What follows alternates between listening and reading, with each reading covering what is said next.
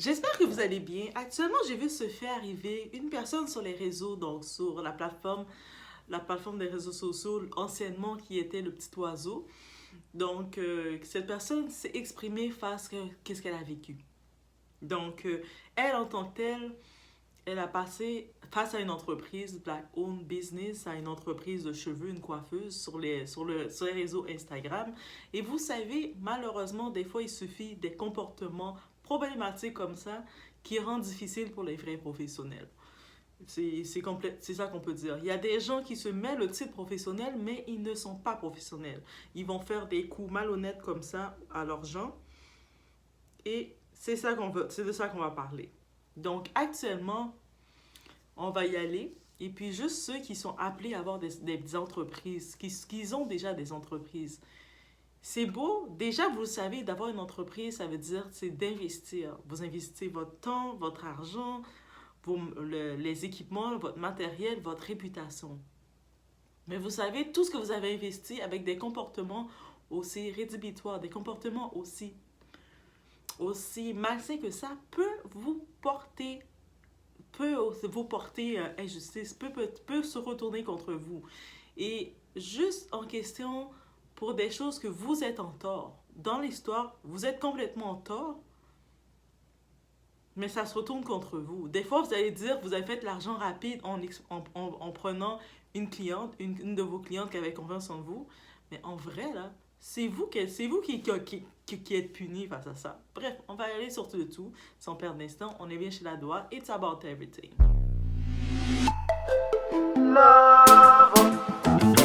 Donc, dans cette situation, on s'en va en direction d'Atlanta, donc aux États-Unis, à Georgie, l'État de la Georgie. Donc, on a cette femme qui recherche justement une coiffeuse sur le net. Elle voit une belle page qui attire son attention, une hairstylist d'Atlanta justement, une page qui est bien représentée, elle voit ce que la personne fait et ce qu'elle recherche. Donc, elle se dit, let's go, ok. Donc, elle va pour booker la personne, donc pour prendre son rendez-vous, réserver son rendez-vous. Et vous savez, comme beaucoup d'entreprises de services, pour être sûr de ne pas perdre leur temps, parce que malheureusement, il y a aussi des clients, je vous dis, il y a aussi des clients, leur problème, ils prennent rendez-vous et ils ne viennent pas dans le rendez-vous ou ils viennent en retard. Donc, ils ne respectent pas le temps du professionnel. Donc, je peux comprendre l'option que des professionnels vont faire un dépôt. Une politique de si tu es en retard après un certain temps, mais tu perds ton dépôt. Parce que des fois, il y a des coiffeuses qui perdent toute leur journée à attendre une cliente. Finalement, ils sont déficits. Donc, je peux comprendre ça. Habituellement, on sait que les dépôts, c'est 50 $, 25 $, 30 $. Je vais à ce prix-là. Parce que habituellement, ce que je peux comprendre, les dépôts, c'est pas le prix complet du service. N'est-ce pas? Par contre, cette coiffeuse, cette hairstylist, elle a décidé de charger pour son dépôt de réservation 250 $ américains. Tu veux un rendez-vous avec moi, tu dois me payer 250, ok? Souvent, en même temps, le dépôt, c'est pour s'assurer que la personne est sérieuse. Ok, on comprend. On a tout type de personnes sur le net, je peux comprendre. Et là, bien entendu, la cliente était sérieuse. Elle avait des bonnes intentions. Elle a fait son dépôt, elle a payé 250 $. Donc, on voit les bonnes intentions. Malgré le prix exorbitant, elle a payé parce qu'elle avait l'intention d'avoir les services.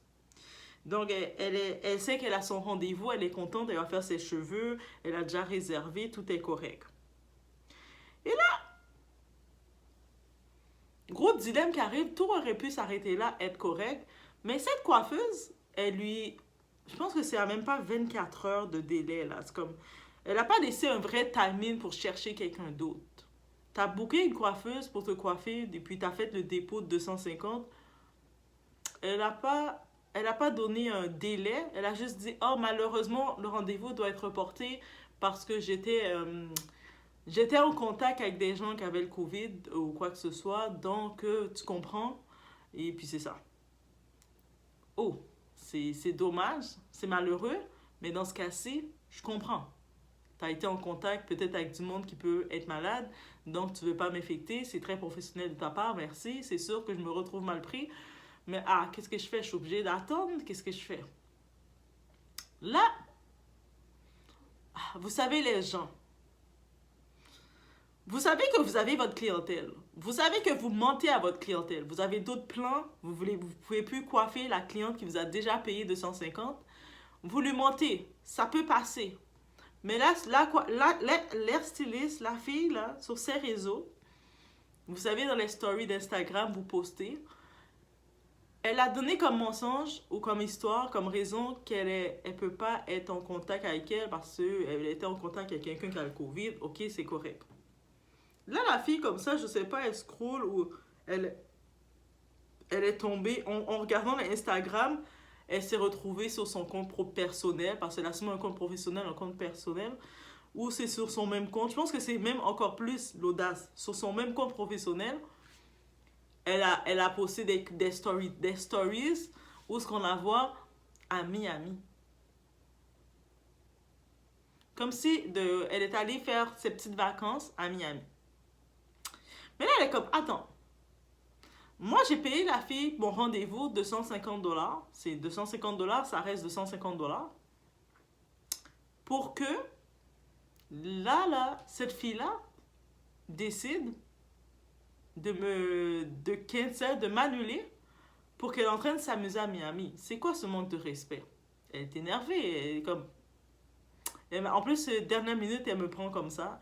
Et puis tout le long qu'elle a annulé, elle a reporté pour annuler le rendez-vous, la coiffeuse n'a pas remis son argent. Donc le 250 est toujours dans les mains de la coiffeuse. Aux dernières nouvelles, je pense dans les updates, toujours dans les mains de la coiffeuse. Vous imaginez. Là maintenant, qu'est-ce qui arrive? Elle est un peu... Quand elle voit ça, elle dit, mais est-ce qu'on me prend pour un clown? Il est d'abord, redonne-moi mon argent parce que là, je vois que tu m'annules, tu peux faire ma tête, je t'ai déjà donné le 250. Donc moi, comme cliente, j'ai respecté mon engagement avec toi, j'étais sérieuse.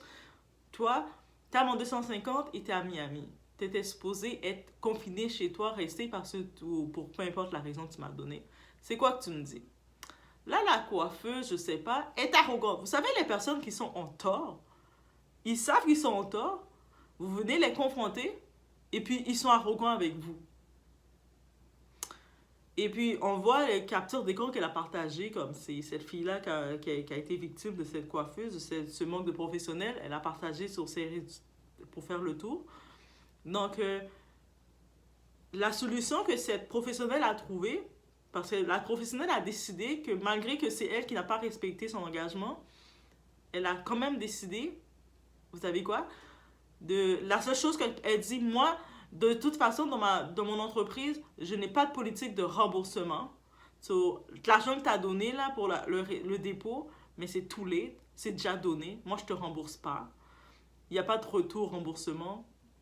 Et la seule chose que tu peux faire, tu as soit le choix de prendre un autre rendez-vous à mes disponibilités, sachant que tu as déjà perdu l'état de confiance avec elle parce que un autre rendez-vous, tu vas attendre un certain temps et la personne peut encore te donner un lapin, peut décider de te cancel. Tu peux plus, tu as déjà perdu l'état de confiance ou sinon, ben, achète une perruque. Sûrement, ils vendent des perruques, mais achète une perruque comme ça. Mais le but, elle voyait l'air styliste, c'est pour que l'air styliste lui fait la pose sur moi en installe, elle voulait voir une professionnelle. Son but, c'était pas d'acheter juste une perruque comme ça. Là, elle est comme un peu énervée, elle est comme, mais moi, j'aime pas aucun de tes deux choix. Et puis, je juge que je suis pas dans le tort. Dans les commentaires, dites-moi, est-elle dans le tort ou pas? Mais moi aussi, je juge qu'elle n'est pas dans le tort. Elle dit, non, je veux mon argent. Elle met un petit peu de pression en disant, je veux mon argent. Et puis, on voit déjà dans les écrits, dans les échanges, la professionnelle reste bornée sur son point que non, it's my money, je te le donne pas, je te le donne pas. Mais moi, je me dis, comment quelqu'un peut être à l'aise? Tu te présentes comme une professionnelle, tu vends ton service, ton nom, ton image professionnelle est en jeu, et tu arnaques comme ça quelqu'un, et t'arnaques comme ça quelqu'un, puis t'es dans le tort, et puis tu commences à faire l'audace avec la personne. C'est comme si, t'agis comme si la personne qui te dérangeait. Et mais c'est quoi? Les gens, ils sont à l'aise, on est vraiment à l'aise, fait que je suis contente de ce point de vue des réseaux. Le monde s'expose des situations comme ça. Et donc, mets en garde aux gens de faire attention. Que oui, techniquement, le monde en dit, waouh, c'est quand même 250 $ pour réserver un rendez-vous, c'était déjà beaucoup trop. Sur le coup, des fois, on peut comprendre, on va pas blâmer la personne qui s'est fait avoir, là, comme ce qui s'est fait arnaquer. Elle reste la victime dans tout ça. Donc oui, c'est beaucoup de 150, mais en même temps, elle a respecté le travail de la professionnelle. La cliente était correcte du début jusqu'à la fin. Elle a contacté une professionnelle, et elle pensait qu'elle était sérieuse, et la professionnelle l'a donné ses prix, voici pour réserver, c'est ça, l'a donné ses engagements. Elle se fait arnaquer, parce que c'est ça le terme. Et là, maintenant, elle lui tourne de même pour faire comme si tu me déranges, moi je garde l'argent, moi c'est ça que je te donne, mais... Et je me dis, moi j'en profite de dire, des fois, ceux-là qui décident d'être dans le con, de faire des business pour arnaquer le monde, est-ce que vous pensez que ça va vous enrichir? Est-ce que vous pensez, en arnaquant les gens, en volant comme ça les gens, vous allez devenir plus riche tout d'un coup? Ça va vous apporter une fortune ultime. Parce que je pense pas qu'en volant comme ça le monde, vous allez devenir plus riche. Pas du tout. Au contraire même. Là, sur le coup, ok, vous avez arnaqué, c'était fun, c'était drôle, vous avez fait de l'argent rapide, vous pouvez rire de ça. Sûrement, elle est avec ses amis, elle doit rire. Oh, la fille là, elle s'est fait avoir avec mon scam. Parce que probablement, c'est une scammeuse, elle fait semblant. Mais en même temps, là, quand t'es exposé, là, ton prochain 250 $ que tu vas faire, le monde va voir. Et puis, je pense que c'est pour ça que j'en profite de faire passer ça, ce témoignage, de le faire passer. Pour que le monde soit au courant, de faire attention parce que, oui, malheureusement, il y a beaucoup de scams, beaucoup d'arnaques. Ils utilisent les plateformes, eux autres, pour pouvoir chercher, pour pouvoir avoir les gens. Donc, Instagram, TikTok, toutes les plateformes de réseaux sociaux sont bons pour lancer une entreprise. On a pu voir des gens lancer une nouvelle marque, lancer quelque chose sur leur réseau. Et ça fonctionne, ils font leur truc. Malheureusement, il y a des gens qui en profitent, ils savent que ça fonctionne, ils viennent avec des mauvaises intentions. Ils vont investir pour créer toute une fausse marque, toute une fausse identité professionnelle, mais leur but, c'est pas de donner le service, c'est d'arnaquer les gens. Donc, de 2024, on est vigilant. Et puis, même en payant, moi je dirais, même en faisant des dépôts, faites des dépôts sécurisés. C'est-à-dire, faites en sorte que vous pouvez faire des dépôts, mais l'argent est comme de côté, en suspens. C'est-à-dire, la personne de l'autre côté ne peut pas prendre l'argent, mais vous savez, et vous ne pouvez pas prendre l'argent, donc l'argent reste là. Et quand vous êtes avant votre rendez-vous, l'argent est relâché ou pas. Mais il y a de quoi qu'il faut faire. Autant qu'on peut comprendre, l'histoire des dépôts a été mise en place par les professionnels sérieux qui se faisaient avoir par des clients, des gens pas sérieux qui les faisaient perdre leur temps. Mais là maintenant, si on est rendu que les professionnels utilisent ça pour pouvoir arnaquer les clients, on est rendu où? Donc, bref, je ne sais pas à ce moment si une étoile ou un petit esprit va dire à cette personne, cette arnaqueuse, mais tu viens de brûler, d'exposer ton image. Des fois, le monde ne savent pas que quand ils savent pas que quand ils agissent, ils se comportent de la sorte, à quel point ils se causent du tort. Bref, c'était mon petit fait que je tenais à partager dans l'actualité. Faites attention à vous, soyez vigilants. Il y a autant des fois que ce soit les fausses cagnottes, le monde qui vont vous lancer des... Voici la cagnotte, c'est pour ouvrir un orphelinat, c'est pour une école, c'est pour ci.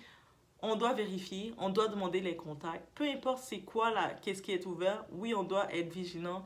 On gagne durement notre argent, ok? L'argent ne tombe pas dans les arbres. Si vous avez un arbre et puis il y a de l'argent qui tombe de l'arbre, dites-moi c'est où, je vais aller voir.